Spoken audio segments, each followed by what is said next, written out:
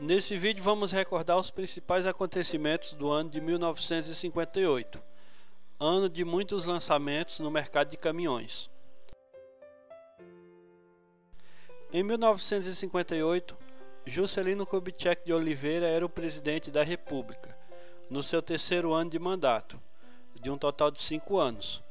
A moeda do Brasil era o cruzeiro, moeda oficial de 1942 a 1967. A inflação fechou o ano em 24,39%, segundo IGPDI calculada pela FGV. O Produto Interno Bruto, PIB, cresceu 10,8%, maior crescimento desde 1946, quando o PIB do Brasil cresceu 11,6%. Em junho de 1958, Roberto Campos é nomeado presidente do BNDE, atual BNDES. Em 24 de junho, Lucas Lopes foi nomeado ministro da Fazenda. Em outubro, implantou o Plano de Estabilização Monetária, PEM, que visava estabilizar a inflação, atendendo a exigências do FMI para a aquisição de um empréstimo de 300 milhões de dólares para manter as obras de construção de Brasília, elaborado por Roberto Campos e Lucas Lopes. Mais tarde, o governo desistiu do empréstimo.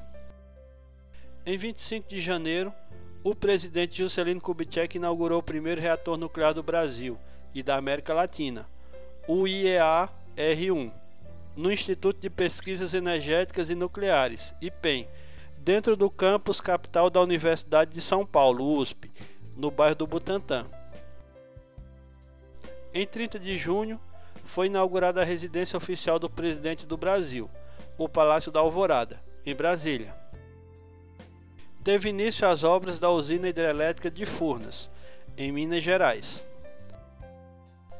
Em 3 de outubro, foram realizadas as eleições gerais diretas para governos estaduais, Senado Federal, Câmara dos Deputados e Assembleias Legislativas. Em 24 de dezembro, o presidente JK sancionou o decreto número 45.106-A, que aumenta em mais de 50% o salário mínimo a partir de 1959. Foram fundadas a CEMAT, Centrais Elétricas Mato Grossenses, a Telasa, Telecomunicações de Alagoas S.A., a Telpa, Telecomunicações da Paraíba S.A. e Telp, Telecomunicações de Pernambuco S.A. O apresentador Silvio Santos fundou o Baú da Felicidade. O Grupo SS também foi dono do Banco Pan-Americano, atual Banco Pan, controlado pelo BTG Pactual, da rede de lojas do Baú, vendidas ao Magazine Luiza, em junho de 2011, do extinto Automoto Shop Vimave, na Vila Maria, e da extinta rede de concessionárias Volkswagen e de motos Honda Vimave. Vimave significa Vila Maria Veículos, bairro da capital paulista, onde ficavam as sedes das empresas. O engenheiro civil Cecílio Rego de Almeida fundou o grupo CR Almeida, conglomerado de empresas do ramo da construção civil, indústria química e concessões de rodovias, Ecovias, Ecopistas, Ecosul, Ecovia, entre outras. Outras empresas criadas em 1958 foram a marca de esponjas Assolan, em Amparo, São Paulo, o Grupo Aimoré, do ramo alimentício, em Contagem, Minas Gerais, hoje controlado pela Arco, as lojas Salfer S.A., em Joinville, Santa Catarina, e a Metaltex, indústria de eletroeletrônicos e pioneira na fabricação de relés especiais do Brasil, fundada na capital paulista. Também foi fundada a Daslu, loja de artigos de luxo, em São Paulo, capital. Em 14 de julho, o empresário Eugênio Mazon fundou em Mojimirim a Aviação Santa Cruz. De 10 a 29 de junho, aconteceu a 6ª edição da Copa do Mundo de Futebol, na Suécia. No dia 29, a seleção brasileira entrou em campo com a camisa azul. A seleção brasileira venceu a Suécia por 5-2 e conquistou a sua primeira Copa do Mundo, e mais tarde se tornou a maior campeã da principal competição mundial, com 5 títulos, 1958, 1962, 1970, 1994 e 2002. O britânico Mike Hawthorn foi o campeão da temporada de 1958 da Fórmula 1, no dia 19 de outubro, no Grande Prêmio do Marrocos, em Casablanca, oitava e última temporada da competição, vencida pelo britânico Stirling Moss, da equipe Vanwall. Primeiro piloto britânico campeão da Fórmula 1, Hawthorn conseguiu apenas uma vitória na temporada, no Grande Prêmio da França. Imediatamente anunciou a sua aposentadoria na Fórmula 1.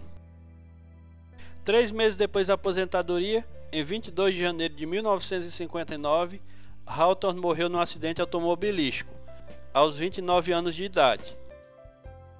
A expectativa de vida de Hawthorn era baixa devido a um grave problema renal.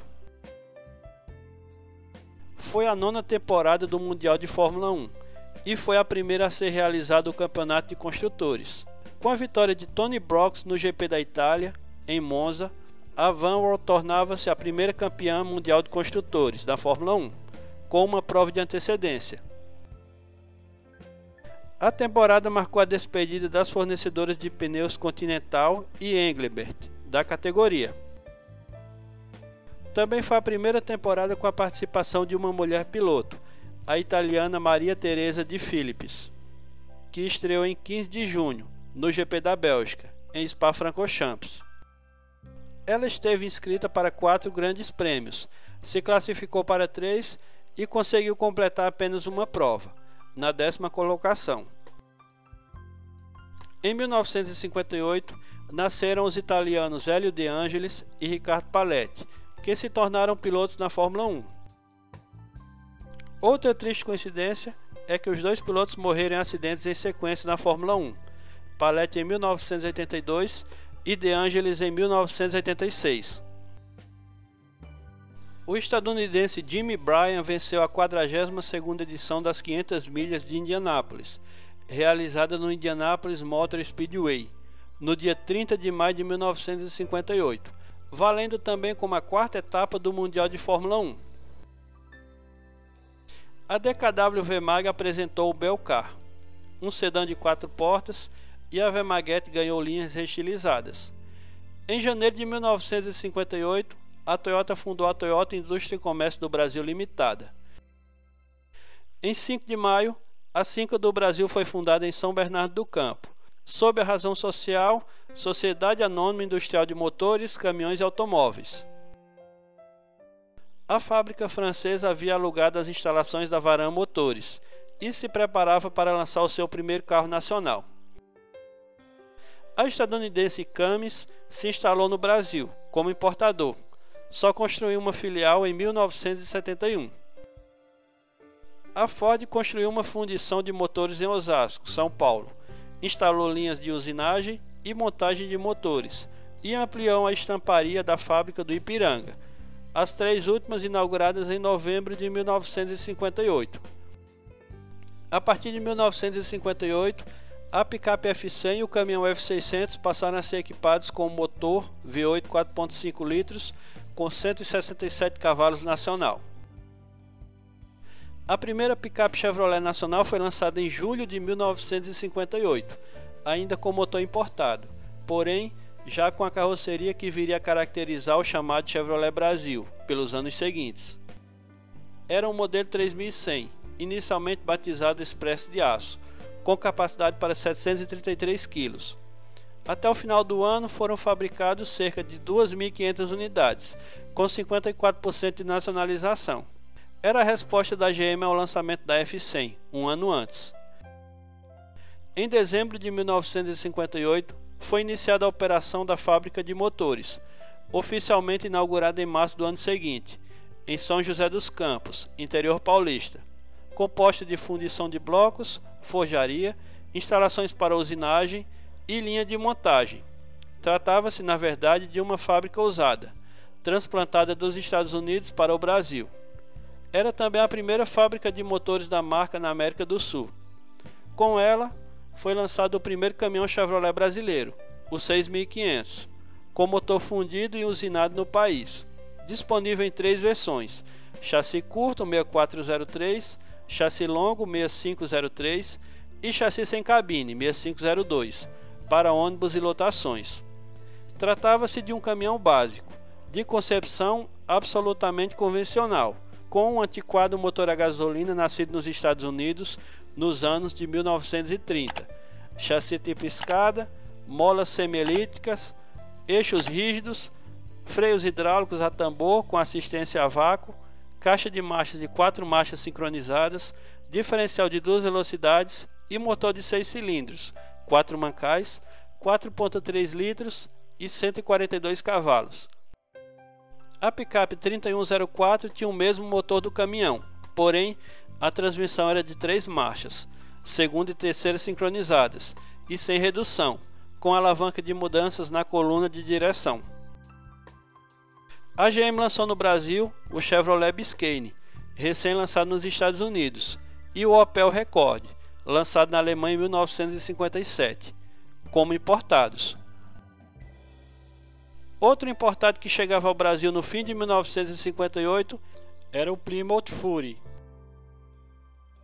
A International Harvester foi uma das primeiras empresas a apresentar os seus planos de fabricação de caminhões junto ao GEA.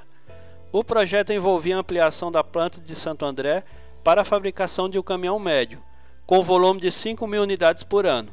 Até 1960 deveriam ser fabricados 10.000 veículos. Em setembro de 1958, saiu da linha de montagem o primeiro veículo, modelo N184, com 10 toneladas de PBT e 3 distâncias de entre-eixos. O percentual de agregação nacional ainda era reduzido, 35%, já que o motor 6 cilindros em linha a gasolina, com 137 cavalos, com câmbio de 5 marchas com reduzida e partes estampadas da cabine ainda eram importados. No mais, era um veículo de arquitetura convencional, porém com rodas raiadas, freios pneumáticos a ar e estrutura mais reforçada do que seus equivalentes nacionais de origem norte-americana, Chevrolet e Ford. Em abril de 1958, o primeiro caminhão Scania nacional saiu da fábrica de São Bernardo do Campo, o modelo L71, com índice de nacionalização de 65%, 2 distâncias de entre-eixos, 3,80 m e 5 metros, capacidade de carga para 8,5 toneladas ou capacidade de reboque de 35 toneladas e motor, ainda importado, D642 a diesel, de 9,3 litros e 6 cilindros, com injeção direta e 150 cavalos de potência. Segundo os planos da empresa, seriam fabricados 360 veículos no primeiro ano, 540 e 720 nos 2 anos subsequentes. A produção efetiva seria 30% menor. As primeiras unidades seguiram o estilo e as especificações dos modelos importados. No final de 1958, porém, o modelo foi atualizado, sendo renomeado L75.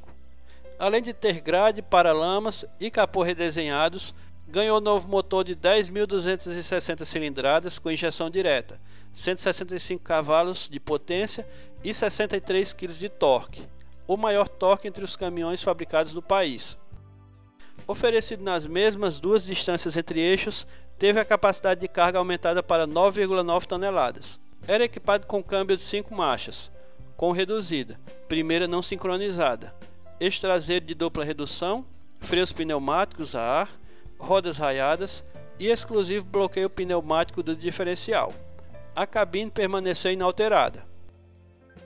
A Mercedes-Benz lançou o médio, LP e LPK 321, um caminhão com cabine avançada, cara chata, equipado com motor Mercedes-Benz OM321 a diesel, 6 cilindros em linha, 5,1 litros, com injeção indireta, com 120 cavalos de potência, acoplado a um câmbio de 5 marchas. Por ter cabine avançada, tinha carroceria maior e capacidade para 7 toneladas. A Mercedes-Benz também lançou o pesado, LP, LPK e LPS 331, com motor 6 cilindros, 10,8 litros, com cabeçotes individuais, 165 cavalos de potência e câmbio de 6 marchas, com capacidade para 10 toneladas ou 31 toneladas de capacidade de reboque. O MBL 312, conhecido como Torpedo, dava adeus. E Volkswagen Sedan, o Fusca. Muito obrigado por assistir o vídeo até aqui.